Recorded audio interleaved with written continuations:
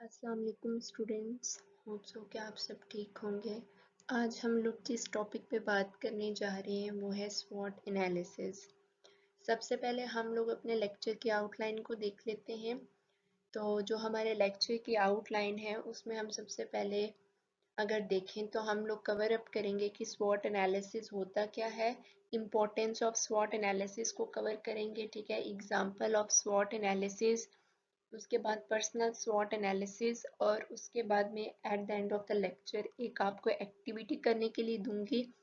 और आपने वो करनी है, ठीक है, और कमेंट सेक्शन में मुझे करके बतानी है। चलें जी, अब हम लोग देखते हैं कि स्वॉट एनालिसिस होता क्या है। बेसिकली जो स्वॉट वर्ड है इसमें एस का भी यूज हुआ है, डब्ल्यू का भी, ओ का भी और टी का भी। एस होती हैं स्ट्रेंथ्स, डब्ल्यू होती हैं वीकनेसेस, ओ होती हैं अपॉर्चुनिटीज और टी होते हैं थ्रेट्स। सो स्वॉट analysis stands for strengths, weaknesses, opportunities and threats. यानी कि जो हमारा स्वॉट एनालिसिस होता है इसमें हम लोग किस चीज़ का एनालिसिस करते हैं, स्ट्रेंथ्स का, वीकनेसेस का, अपॉर्चुनिटीज का एंड थ्रेट्स का। It is a tool used to identify and analyze an organization's internal and external factors. ये एक ऐसा टूल है या एक ऐसी टेक्निक है जो हेल्प करती है एक ऑर्गेनाइजेशन की आइडेंटिफाई करने में और एनालाइज करने में। किन चीज़ों को, इंटरनल और एक्सटर्नल फैक्टर्स को, ठीक है। इंटरनल फैक्टर्स आपकी स्ट्रेंथ्स एंड वीकनेसेस हैं, एक्सटर्नल फैक्टर्स आपके अपॉर्चुनिटीज एंड थ्रेट्स हैं। तो इन चीज़ों को आइडेंटिफाई एंड एनालाइज करने में एक ऑर्गेनाइजेशन की जो टेक्निक या टूल हेल्प करता है वो स्वॉट एनालिसिस है। The analysis helps organizations develop a strategic plan.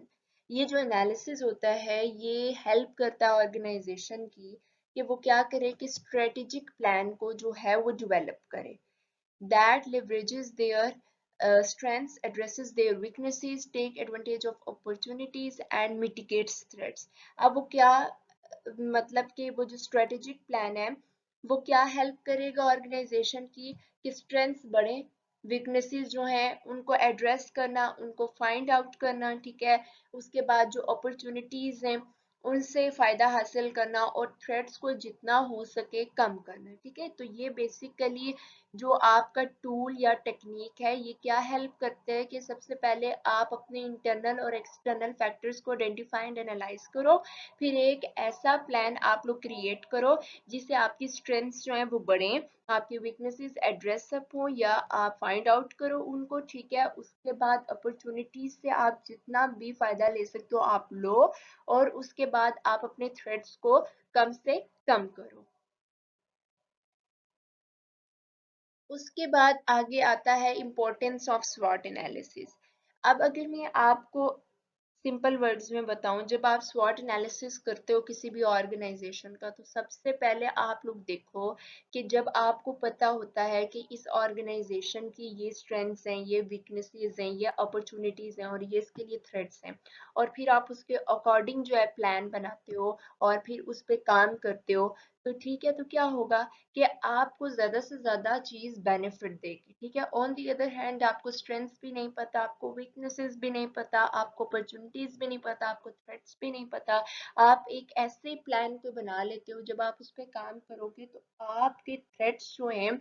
वो ज्यादा हो जाएंगे, आपकी अपॉर्चुनिटीज कम हो जाएंगी, आपकी वीकनेसेस बढ़ जाएंगी, आपकी स्ट्रेंथ्स कम हो जाएंगी, ठीक है। तो इसलिए जो स्वॉट एनालिसिस है वो बड़ा हेल्पफुल होता है किसी भी ऑर्गेनाइजेशन के इंटरनल और एक्सटर्नल फैक्टर्स को आइडेंटिफाई और एनालाइज करके एक ऐसा प्लान जनरेट करने में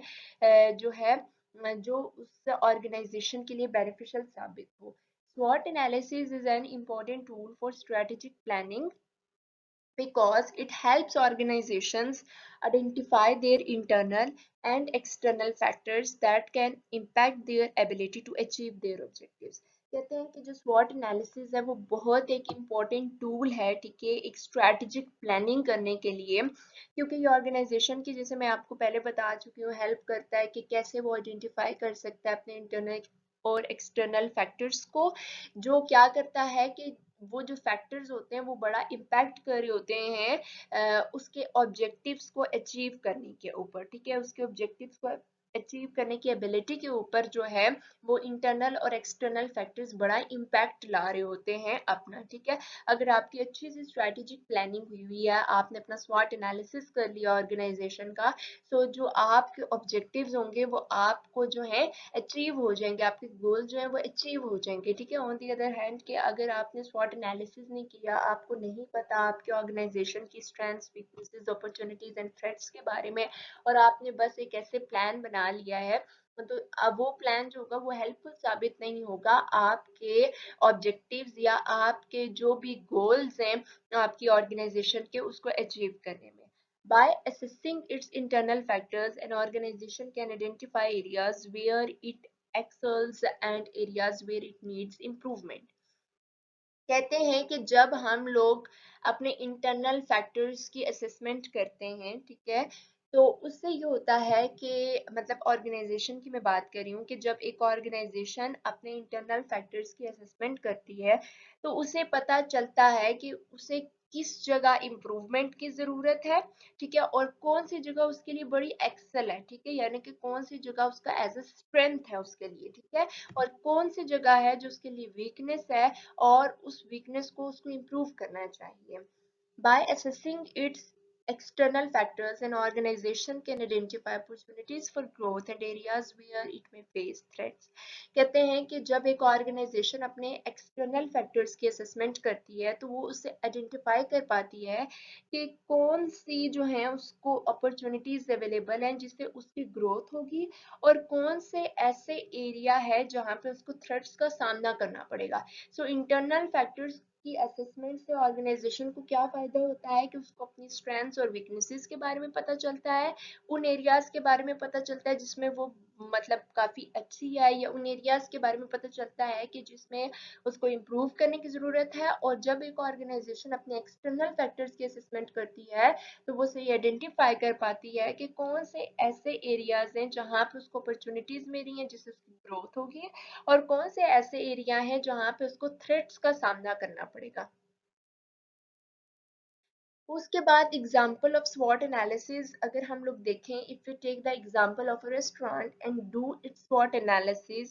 एनालिसिस भी, कि फॉर एग्जाम्पल एक ऑर्गेनाइजेशन हमने लेनी है, ठीक है, आप कोई भी ले सकते हो, जैसे कि हमने एक रेस्टोरेंट ले लिया है, हमने उसका स्वॉट एनालिसिस किया। अब उसका स्वॉट एनालिसिस कैसे हो सकता है, ये एग्जाम्पल्स हैं जिससे आपको इस टॉपिक की अंडरस्टैंडिंग में आसानी होगी। अब जैसे कि वो रेस्टोरेंट है उसके लिए स्ट्रेंथ्स क्या हो सकती हैं, following can be strengths for that restaurant, experienced workers, good quality food के, उसके पास एक ऐसा अमला है जिसको बहुत तजुर्बा है, ये उसके लिए एक स्ट्रेंथ है, या वो गुड क्वालिटी फूड जो है वो सर्व कर रहा है, ये भी उसकी एक स्ट्रेंथ है, ठीक है। Weaknesses, following can be weaknesses for that restaurant, अब उस रेस्टोरेंट की वीकनेसेस क्या हो सकती है, लिमिटेड सीटिंग कैपेसिटी, के उसके पास जो एरिया है वो कम है, ठीक है। फॉर एग्जाम्पल अब जैसे कि हम लोग अगर बात करें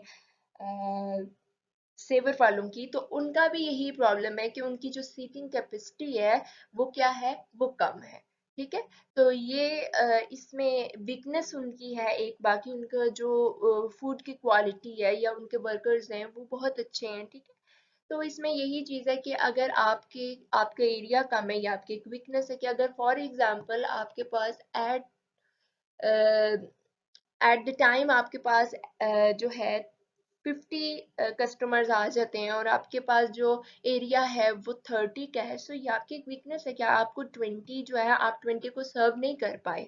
उसके बाद लिमिटेड बजट आपकी एक वीकनेस आ जाती है, ठीक है। उसके बाद opportunities, following can be opportunities for that restaurant, online order and delivery facility, ठीक है। अगर हम लोग बात करें तो ये एक उसके लिए अपॉर्चुनिटी है कि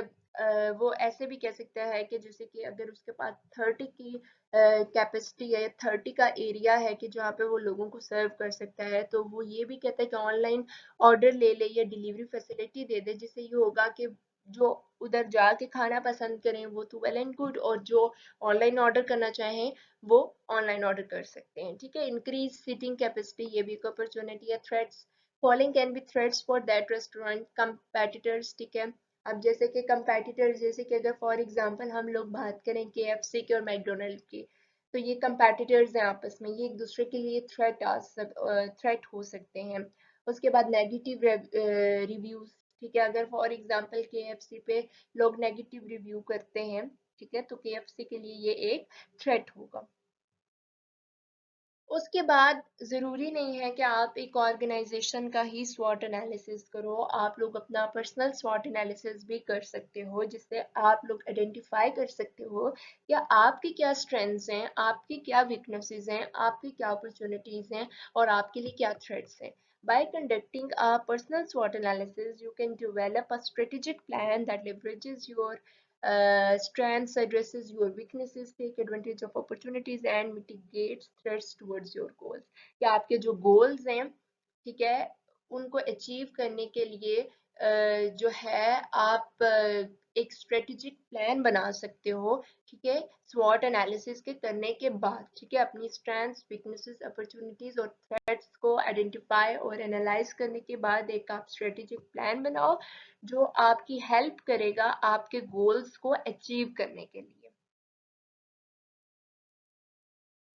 लास्ट पे आपको मैंने एक एक्टिविटी दी है, ठीक है, डू योर पर्सनल स्वॉट एनालिसिस। आपने अपना पर्सनल स्वॉट एनालिसिस करना है, ठीक है, analyse your personal strengths, weaknesses, opportunities and threats towards your goals. आपने अपने गोल्स को, या एक गोल है तब भी उसको सामने रख के आपने देखना है कि आपकी स्ट्रेंथ्स क्या हैं, आपकी वीकनेसेस क्या हैं, आपकी अपॉर्चुनिटीज क्या हैं और आपके लिए थ्रेट्स क्या हैं, ठीक है। Right at least two strengths, weaknesses, opportunities and threats. आपने स्ट्रेंथ्स भी तकरीबन कम से कम 2 लिखनी है, ठीक है, वीकनेसेस भी 2 लिखनी है, अपॉर्चुनिटीज भी 2 लिखनी है और थ्रेट्स भी 2 लिखने हैं, ठीक है। यानी कि पर्सनल स्वॉट एनालिसिस करना है आपने, अपने गोल्स को रख के आपने अपनी strengths, weaknesses, opportunities and threats को एनालाइज करना है और हर जो पार्ट है, लाइक स्ट्रेंथ्स हैं तो 2 वो लिखनी है, वीकनेसेस हैं तो 2 वो लिखनी है, अपॉर्चुनिटीज हैं तो 2 वो लिखनी है और थ्रेट्स हैं तो 2 वो लिखनी है। होप सो कि आपको स्वॉट एनालिसिस का लेक्चर